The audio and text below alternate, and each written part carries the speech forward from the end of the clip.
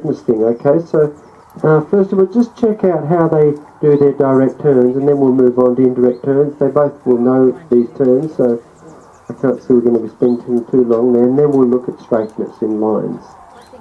So do direct turns first. Yeah.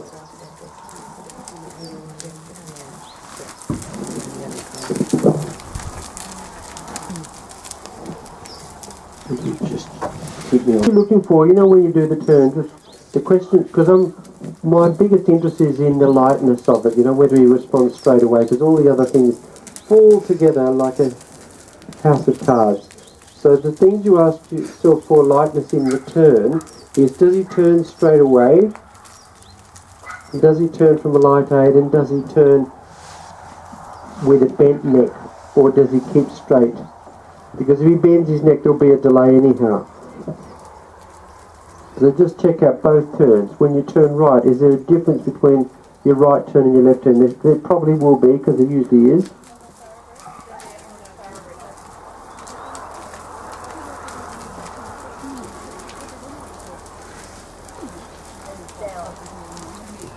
And you may find that it's more to do with the same leg, that's the leg that runs, which I think is his right front leg.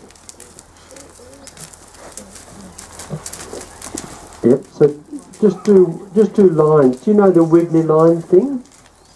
Yep, just where you ride down. You can down the centre line or quarter line, anywhere you like. It's just to make your track no wider than a footpath. Imagine you're riding on a footpath and you don't want to go in the grass.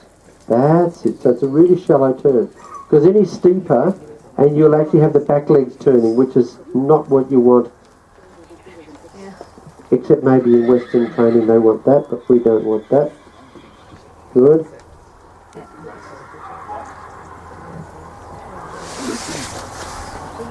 Which is your left turn. Just do 2 tugs, like 2 little tricks.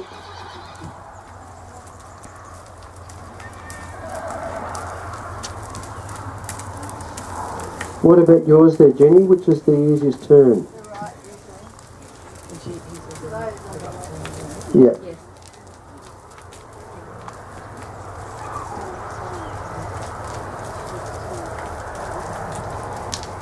So same thing, just vibrate the turn left. And if you have to, then say and go, if there's a rhythm issue. I'm mostly right now looking at obedience today, but still, if there's a rhythm issue, do turn go. Okay. Hey, now let's have a look at the indirect turns.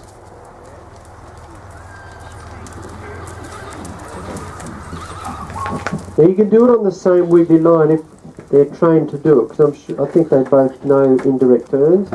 So just check out that you can do that. Check that you can do one rein with hardly any of the other rein, and just see if the horse knows the answer. Hello. So yeah, that's it. So try and do your indirect turn with just that rein and see what he does when the other rein's loose, because that'll tell you more about what he really knows. So that's the whole purpose, because in the end, in the middle stages, both hands will be turning, but you want to be sure that the horse knows the right and the left rein just as well, so that they close or open. Right from one point to another, like use his ears like gun sights now. Both of you can do that. And just check when you go from one place to another, on a really soft rein, do they drift or do they stay straight on your line? And do little corrections, either direct or indirect rein, but if there's neck bend, I would be doing indirect turn.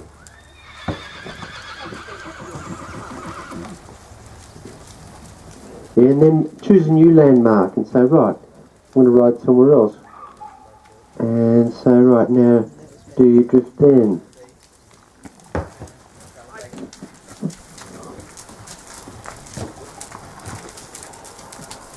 You're trying to teach the horses that where you're pointing, it keeps on going, isn't it? That's good. Because there's always one way they default to. Right, position downward.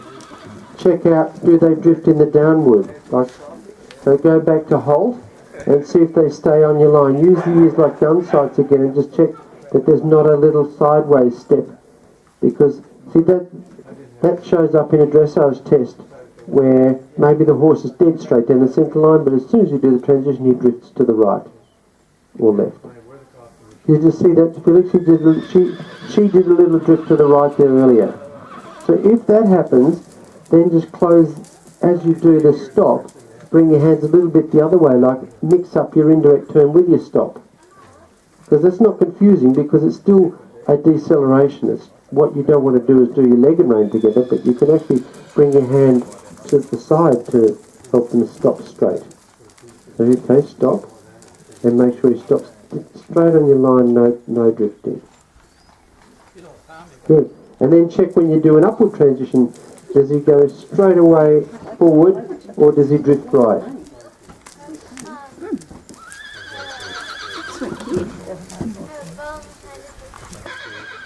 How's yours, Jenny?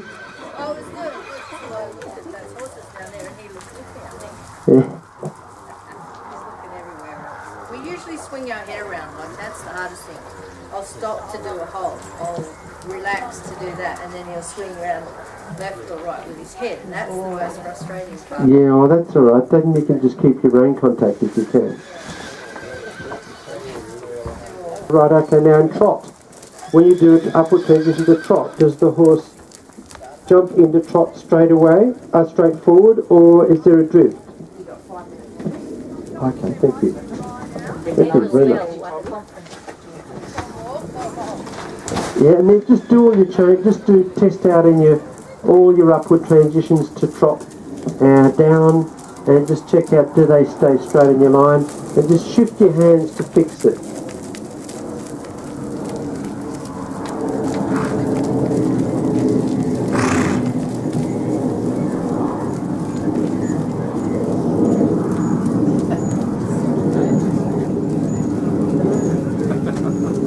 That's it, well done.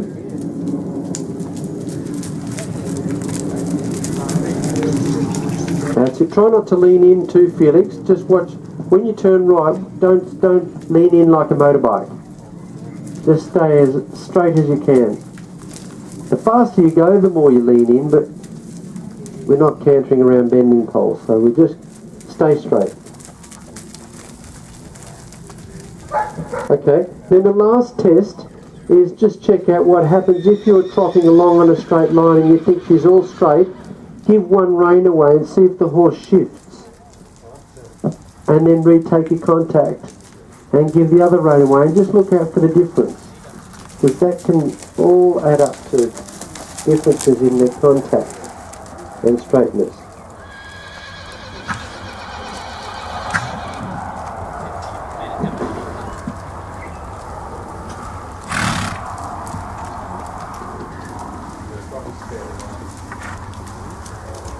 Good, and then even give both reins away as a final check. That's it. Remember, if you give both reins away for more than 2 steps, they will stretch out with their neck and you want them to.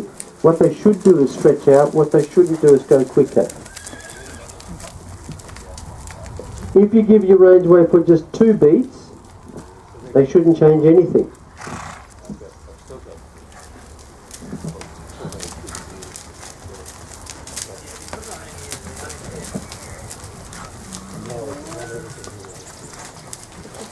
Look, yeah, that's it, Jenny. Yeah. Okay, I think that'll do. We'll just go so far as this today. That's good. Just going through all of those things, you might find there's one, yeah. And what was it? What one worked best? The slow go, or okay. I think it's getting my go button working. Yeah, it might also be that actually, because you keep going, you go, and will give, the horse learns not to then just retake the bit and just hold it strong. Yeah.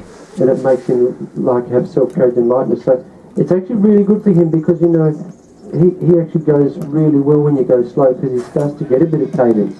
Other horses might drag the feet, but he doesn't. He gets more bouncy. I could see a passage happening in that horse if you keep doing this. Like I can see him getting really bouncy. He just got better. He does.